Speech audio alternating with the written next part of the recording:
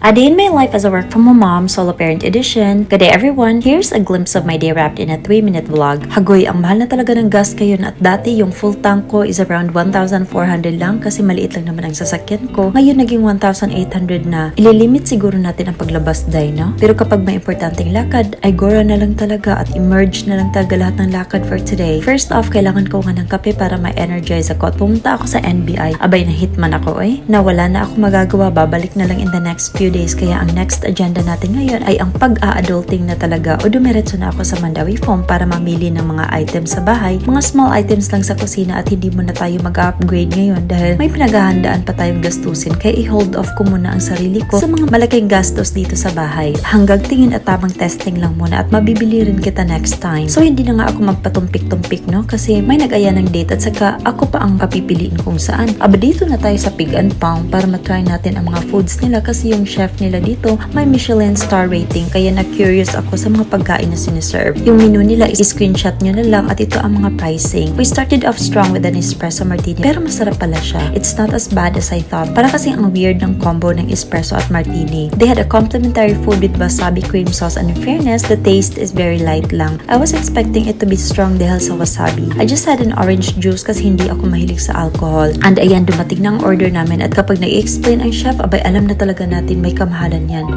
So this is the beef and foie gras Wellington, miso carrot, mashed potato and wine jus, which is very interesting for me. I will make a separate video rating everything na lang and my thoughts about every dish. Basta na-enjoy ko naman ang pagkain lalo na't may manglilibre. Mas masarap talaga kapag libre no?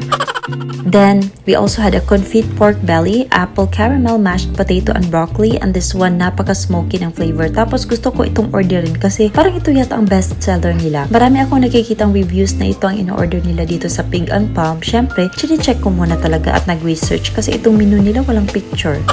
Agoy, yung na-interested din ako sa dessert nila na chocolate molu, milk foam and vanilla ice cream. Sabi nila ito ang signature dessert nila at isa sa best seller. So may rason rin na best seller ito kasi ang sarap rin talaga nito. One of the best desserts I've had pero nakulangan ako kaya tingnan nyo naman ang serving parang hanggang sa ngalangal ako lang.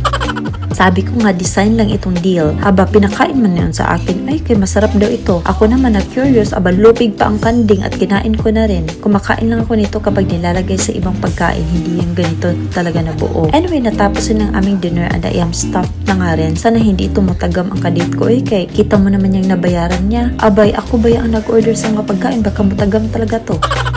At ayun naman, na-enjoy naman ako anong kadate ko. So, yan lang muna and thank you so much for watching. Bye!